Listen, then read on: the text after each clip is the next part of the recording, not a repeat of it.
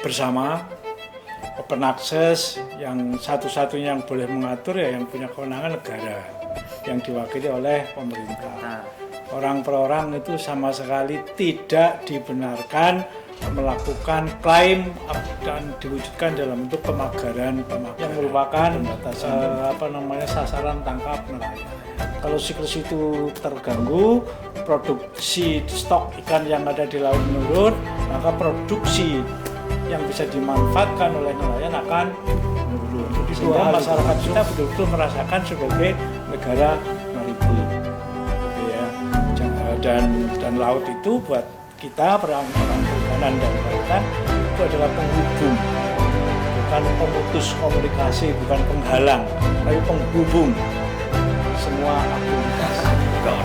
Jadi pengawasan di Indonesia terkait dengan kelautan itu kan sampai sekarang masih ada illegal fish gitu ya. Ikan. Ketika nelayan mendapati hal itu, sebenarnya nelayan itu baiknya lapor kemana, Prof? Ini kan belum jelas ya, Prof ya.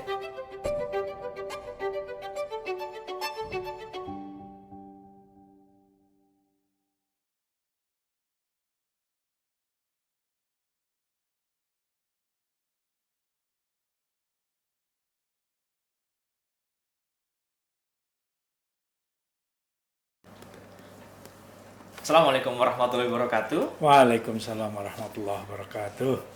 Selamat siang, selamat pagi, selamat petang teman-teman semuanya yang ada di luar sana.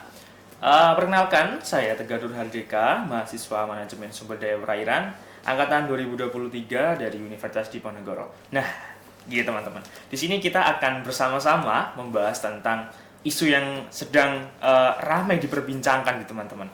Jadi di sini saya bersama dengan Prof. Suradi selaku guru besar di Fakultas Perikanan dan Ilmu Kelautan Universitas Diponegoro. Mungkin dari Prof. Suradi mau perkenalkan diri terlebih dahulu, Prof. Terima kasih Mas Tegar. Assalamualaikum warahmatullahi wabarakatuh. Waalaikumsalam. Untuk teman-teman mahasiswa semuanya di seluruh pelosok Indonesia Raya. Baik, perkenalkan, nama saya tadi sudah disebutkan, ada Suradi. Kebetulan dosen di program studi manajemen sumber daya perairan Departemen Sumber Daya Akuatik sejak tahun 1987. Jadi cukup muda sekarang. Umurnya sudah melampaui angka 66 gitu ya. Jadi insya Allah tinggal 4-5 tahun lagi pensiun. Mudah-mudahan anak-anak semuanya sehat semuanya hari ini dan kita bisa ngobrol santai dengan sesuatu yang mudah-mudahan bermanfaat untuk kita semuanya. Demikian perkenalannya. Oke, baik. Itu perkenalan dari Prof. Suradi yang sebagai dosen di Departemen Sumber Daya Akuatik. Nah, di sini kita bincang-bincang santai aja ya, Prof. Ya, oke. Nah, jadi gini, Prof. Kita topiknya tentang politik maritim, Prof. Wih. Jadi Prof. Suradi pernah bilang di kelas bahwasanya Laut Indonesia itu open access gitu ya, Prof ya. Tapi di awal tahun 2025 kemarin sempat muncul fenomena pemagaran laut, Prof. Nah, ini kan menarik itu untuk dibahas ya, Prof ya. Nah, mungkin saya sedikit menanyakan bagaimana sih, Prof, tanggapan dari akademisi seperti Prof. Suradi sendiri tentang fenomena pagar laut ini, Prof. Ya, pagar laut itu dilakukan oleh dan dengan cara yang ilegal sebenarnya kan, bahwa yang namanya tadi laut itu kan milik bersama, open access, yang satu-satunya yang boleh mengatur ya yang punya kewenangan negara yang diwakili oleh pemerintah. Orang per orang itu sama sekali tidak dibenarkan melakukan klaim dan diwujudkan dalam bentuk pemagaran, pembatasan. Ya, dari sisi ekosistem sangat membahayakan karena kalau ini kan tujuannya dipagar itu kan supaya apa? Supaya terjadi sedimentasi, kemudian ke reklamasi, arahnya kemudian ke penguasaan lahan menjadi daratan, dan itu sangat berbahaya secara ekosistem. Akan banyak memutus rantai sistem dari siklus hidup organisme laut. Secara garis besar itu. Seperti itu ya, Prof. Ya, tapi secara politik ini memang lebih besar lagi, Besar lebih lagi, bahas. Iya.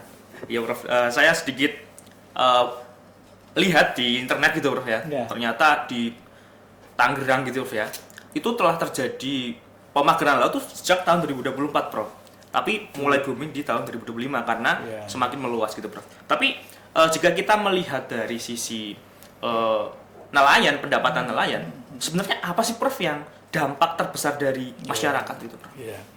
Ya, pertama dampak yang sangat langsung dan maupun tidak langsung ya. Yang sangat langsung itu adalah terkendalanya akses nelayan untuk melaut karena adanya pagar. Itu ya Prof. Kalaupun harus ke laut, dia harus mencari jalur yang lebih jauh. Dari sisi biaya operasional dia akan meningkat, padahal hasilnya katakanlah sama. Jadi dari sisi operasional merugikan.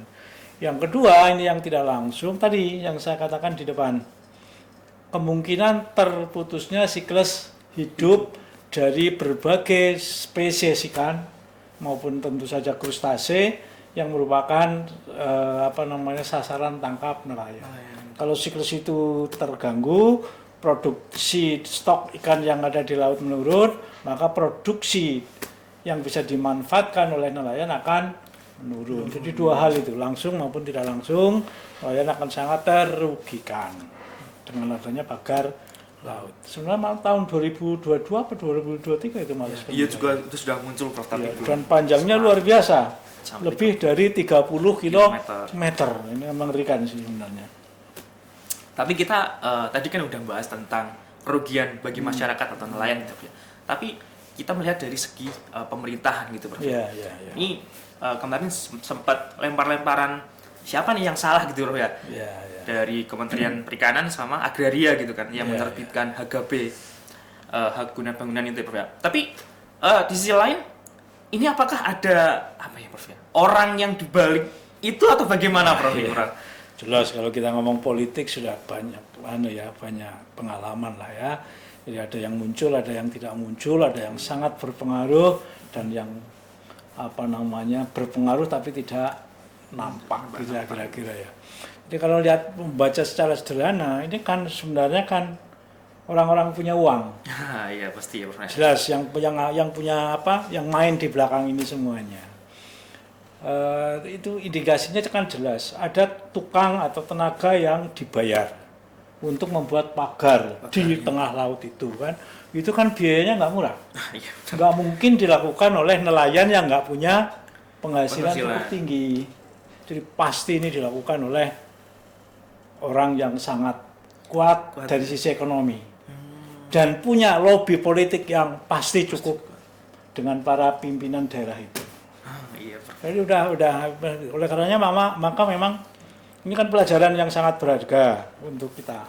Harusnya ya diusut tuntas betul, ditegakkan hukum betul kepada mereka yang terlibat. Itu harus jelas begitu. Kalau enggak ya susah. Nanti terjadi lagi di tempat yang lain. Gitu, ya. Iya Prof. Jadi di 5 bulan kemarin itu tim penyelidik dari Bareskrim Polri itu kan melaporkan ke Kejaksaan Agung gitu Prof. Terus kemudian Kejaksaan Agung ternyata berbeda pendapat sama Bareskrim Polri. Nah, sehingga tuh sempat mandek gitu Prof ya. Terkait dengan perjalanan politik ini. Tapi menurut dari Profesor Adi nih Prof, tentang koordinasi antar lembaga itu terkait dengan pagar laut itu bagaimana Prof? Ya sebenarnya kan karena soal ini kan nampak ya. Masyarakat juga melihat. Ya saya sih berharap ke depan semua lembaga yang terkait itu bisa bisa berkoordinasi dengan baik tentunya ya. Terutama terkait dengan para lembaga penegak hukum. Ada kejaksaan, ada kepolisian dan juga yang bertanggung jawab terhadap lahan dan perairan itu. Itu memang harusnya ya sepakat dalam memandang masalah ini bahwa ini adalah bukan sesuatu yang tidak penting tapi sangat penting dan sebagai pembelajaran kita semuanya. Karena sebenarnya reklamasi itu terjadi di mana-mana dan tidak terungkap. Kasus di Jakarta dulu ketika terungkap, baru kemudian banyak orang menyatakan di daerah A, B, C, D juga ada hal yang sama. Gitu. Nah, ini jangan-jangan nanti juga terjadi begitu. tahu-tahu habis pantai kita itu dan perikanan yang akan selesai sejarahnya. Jadi hanya sejarah ikan di Laut Jawa. Gitu, Karena lama-lama habis ya dengan adanya reklamasi yang terus-menerus. Itu. Oke, Prof. Jadi tadi Prof bilang bahwasanya kalau reklamasi terus dilanjutin bakalan berkurang gitu ya perikanannya. Tapi di sini bagaimana sih Prof kalau dilihat dari sisi Prof Suradi tentang pengajian stok ikan kan ahlinya gitu. Apakah dampaknya itu cukup besar ke nelayannya langsung atau justru nelayan itu mendapatkan keuntungan karena melakukan pemagaran itu didapat uang gitu Prof ya? Sebenarnya fair nggak sih Prof gitu? Iya, kalau yang dapat langsung kan ya sebagai buruh saja itu. Hanya buruh pemagaran itu kan tenaga kerja biasa saja. Tetapi dari sisi pendapatan yang sebenarnya esensi dari nelayan terhenti suatu saat. Karena apa? Terputusnya siklus hidup. Ini contoh gambaran begini. 1 ekor udang itu telurnya ratusan ribu sampai jutaan. 1 ekor. Kalau itu kemudian terputus, itu kan berarti berapa kilogram yang kemudian hilang.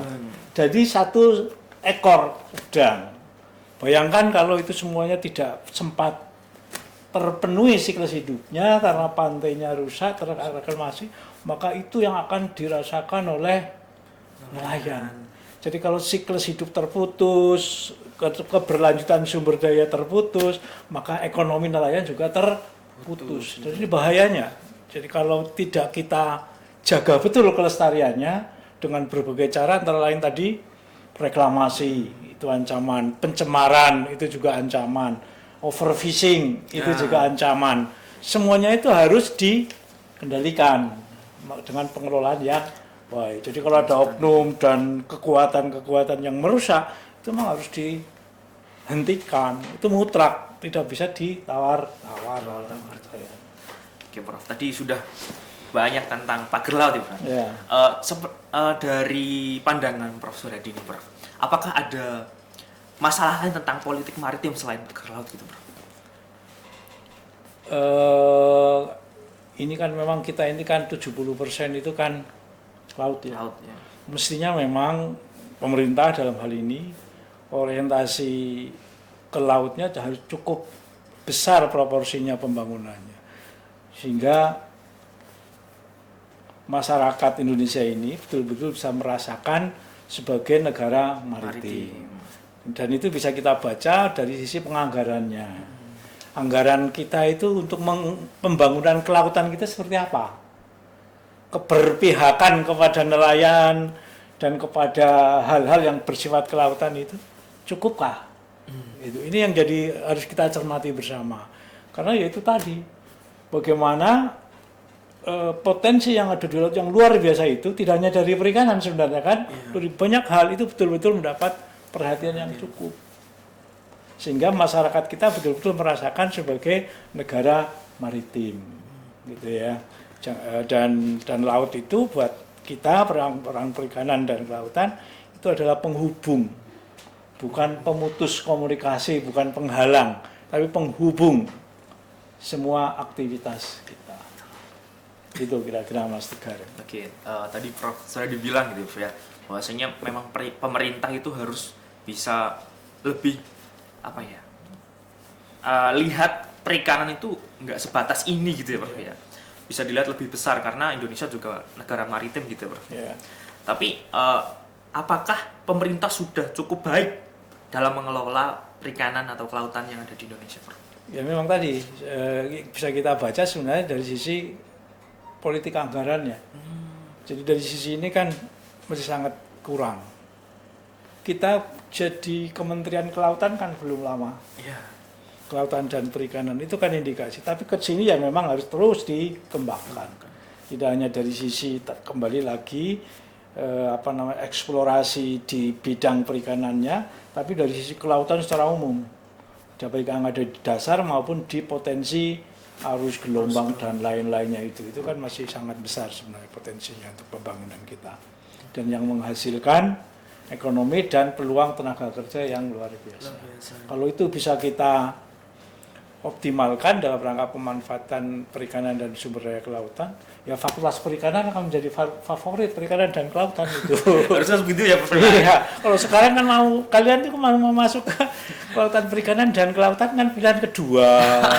Satu ini sedikit sekali, ya kan? Ya, bener, Iya. Prof, itu Prof. Itu kan jujur-jujuran begitu, karena bayangannya kan apa perikanan, karena belum mendapatkan perhatian yang cukup dari pemerintah. Itu masalahnya. Oke Prof, tadi secara garis besar Prof sudah dibilang bahwasanya pemerintah belum optimal dalam mengelola atau dalam menggaungkan tentang kelautan dan perikanan gitu ya. Dari sisi Prof Suradi gitu, opini dari Prof Suradi sendiri terkait dengan strategi apa sih yang harus diambil pemerintah dalam pengelolaan perikanan gitu. Strategi pengelolaan atau strategi politik pengelolaannya? Bisa dua-duanya Prof. Bisa dua-duanya. Iya. Jadi yang pertama tadi kalau dari sisi politik tentu harus tadi saya ulangi lagi politik anggarannya ya, keberpihakan kepada bagaimana mengoptimalkan potensi kelautan dalam pengertian yang luas. Kemudian yang kedua ya pengembangan SDM-nya harus mendapatkan perhatian. Bagaimana SDM kelautan dan perikanan itu betul-betul mampu mengoptimalkan potensi.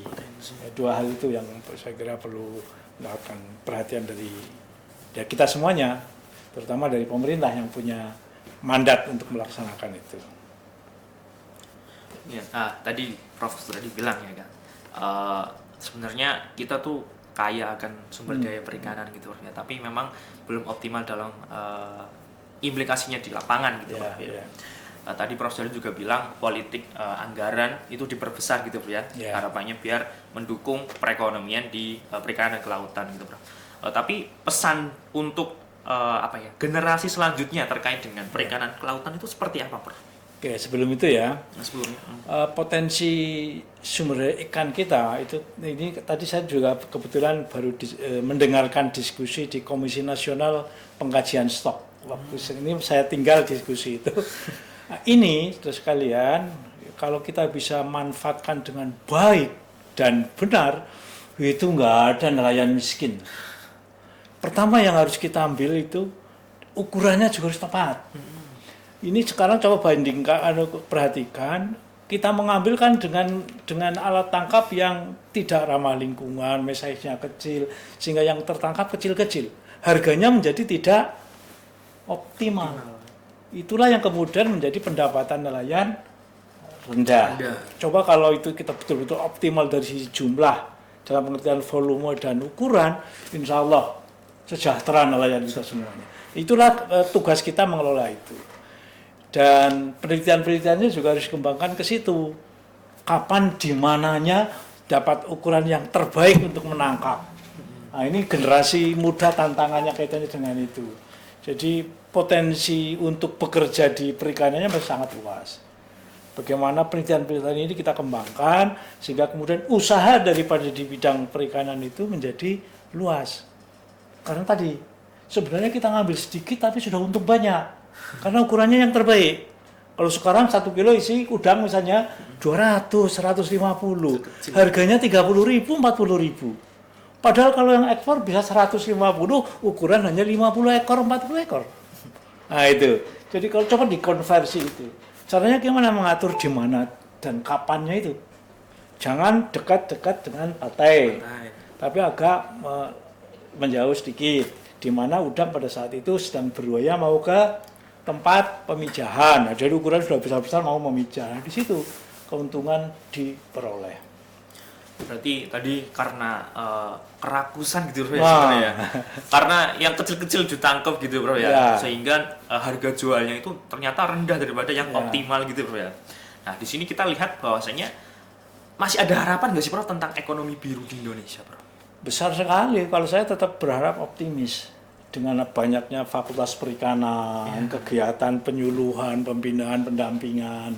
Pada akhirnya nelayan semakin memahami bahwa kalau yang ditangkap itu kecil, pertama tadi secara ekonominya rendah, kemudian kalau kecil ini kan belum sempat memijah, belum sempat bereproduksi, sehingga potensi stoknya menjadi rendah karena tidak ada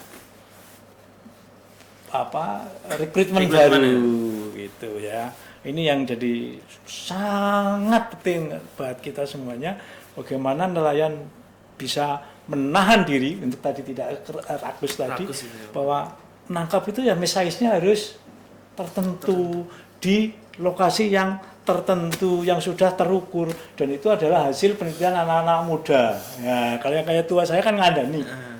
Penelitian tenaganya sudah berkurang gitu loh ya. Tetap harus penelitian tapi tidak segesit anak-anak muda gitu ya. Ya gitu Prof ya. Mungkin kita kaitkan sedikit tentang politik nih Prof. Wah, ini. Enggak orang.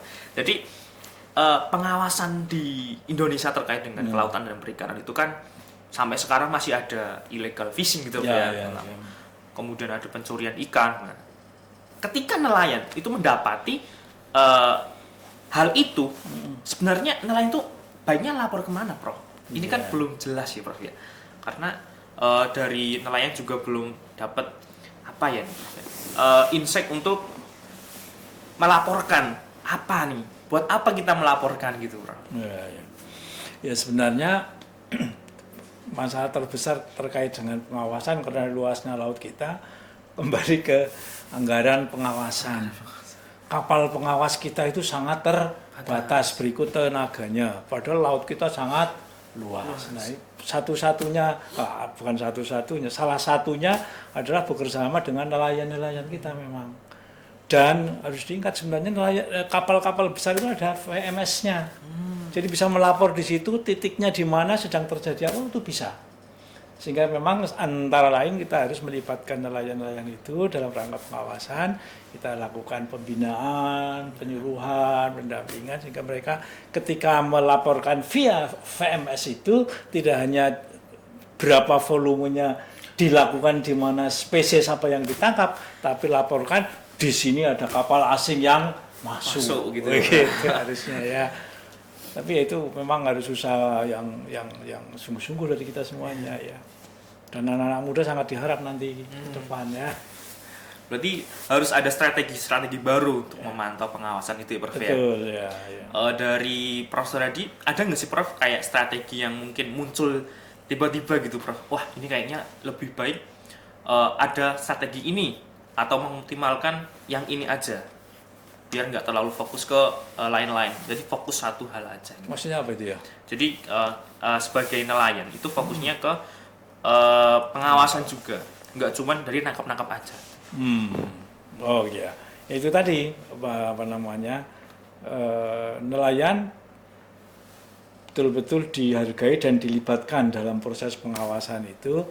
Tidak hanya apa namanya ya nelayan tugasnya menangkap, tapi betul-betul kita libatkan ya, kita beri peran, kita hargai peran itu. Ya kalau perlu kayak kemarin ada ojol yang menangkap pencuri dihadiahi orang tuanya diumrohkan dua-duanya. Ya seperti itu salah satu contoh untuk menimbulkan semangat gitu ya dari para pihak. Saya kira itu contoh yang bagus, contoh kecil yang bagus, yang itu juga bisa diterapkan di kehidupan laut, apalagi laut yang berat begitu kan, mungkin lebih daripada umroh, mungkin haji ya. Ya bisa saja kan. Ya, saya kira itu salah satu cara untuk meningkatkan pengawasan karena keterbatasan anggaran dan SDM. Ya. Berarti untuk peran masyarakat itu sangat penting tuh ya, di perikanan gitu ya.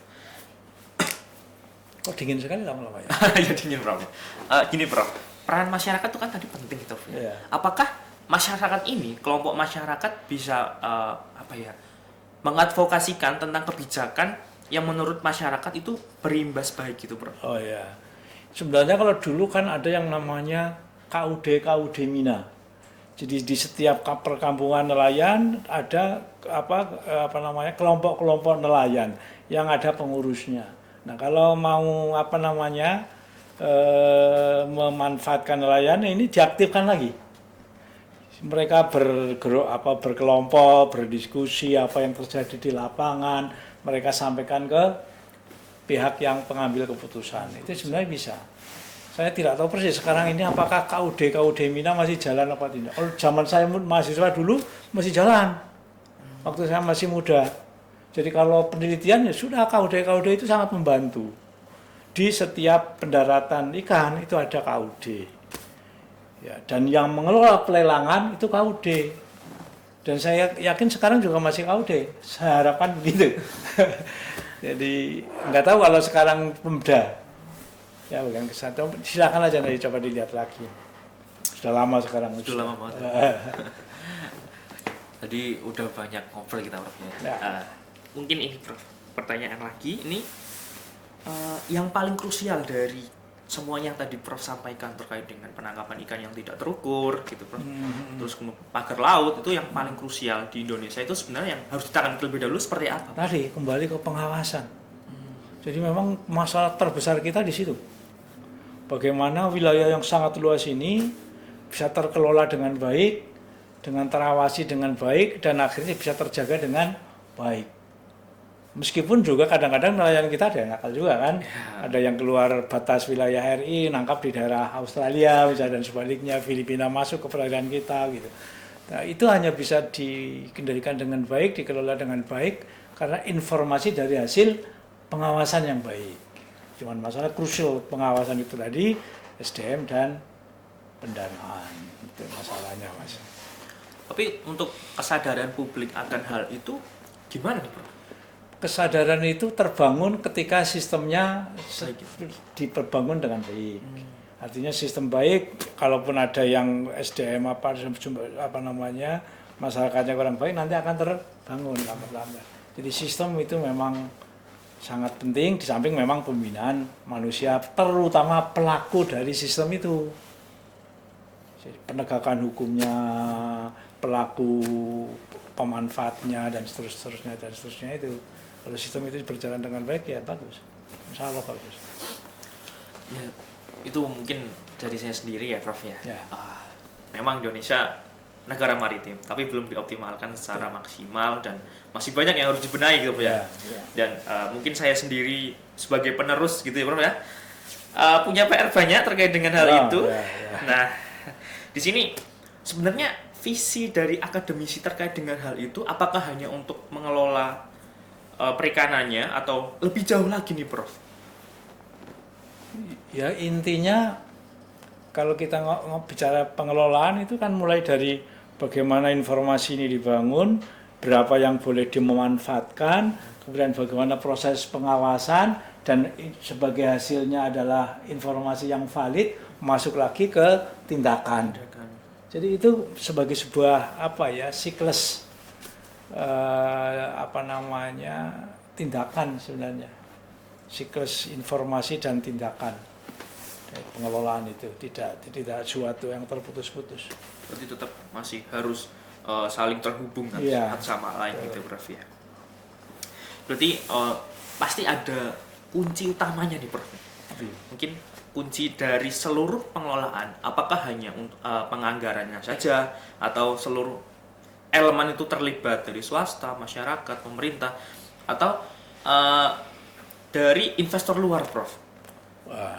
Ya tadi SDM dan sistem ya, di samping anggaran ya, pasti anggaran, SDM-nya juga harus terdidik dengan baik, dengan pemahaman yang cukup baik, kemudian sistemnya juga sudah dibangun dengan baik.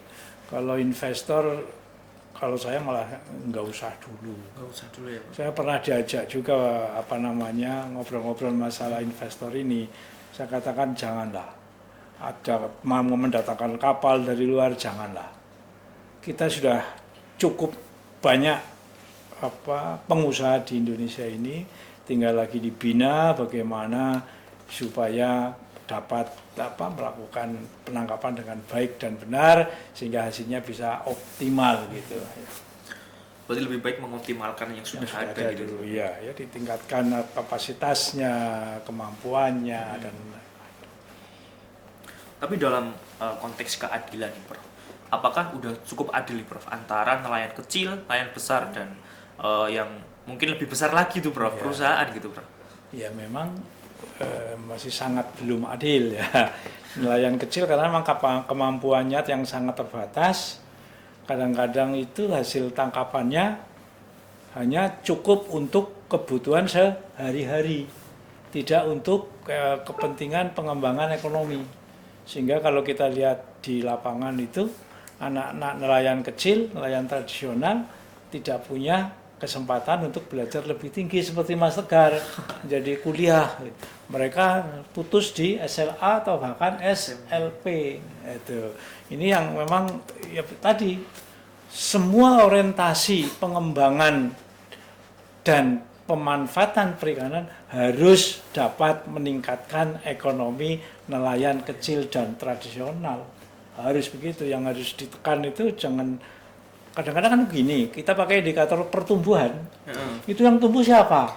Ya hanya pengusaha dan investor saja. Nelayannya tetap begitu-begitu aja, nggak ikut tumbuh. Ekonomi secara nasional juga begitu, hanya konglomerat yang semakin besar, tetapi sebenarnya rakyatnya masih begitu saja. Indikasi paling sederhana di lingkungan saudara, coba lihat. Mohon maaf ini. Indomaret sama Alfamart di mana-mana. Itu punya berapa orang itu cuman. Sementara toko-toko kecil selesai semua. Untungnya berhenti atau bahkan tutup. Itu akibat adanya Indomaret dan Alfamart yang selalu berada. Kadang-kadang coba lihat di sini, depan Undip itu ada berapa? Banyak banget itu berapa? Nah, kan? Jadi itu antara lain indikasi bahwa perekonomian kita itu tadi Belum merata. belum adil dan belum merata. Ini contoh kasus itu ya. Iya, Bro. Ini mungkin udah di ujung nih, Prof. Ya. Tadi udah bahas tentang banyak hal gitu, tentang keadilan dan keberlanjutan dari poros maritim gitu. Dari Prof. Suradi sendiri, ada nggak sih Prof. kayak kalimat penutup untuk seluruh mahasiswa perikanan di Indonesia, khususnya untuk manajemen sumber daya perairan gitu, Prof, ya, terkait dengan hal pengelolaan perikanan yang ada di Indonesia, Prof? Ya. Saran saya dan himbauan kepada terutama nanti saudara-saudara yang sudah lulus dari MSP, ya, itu yang paling ditunggu sebenarnya adalah bagaimana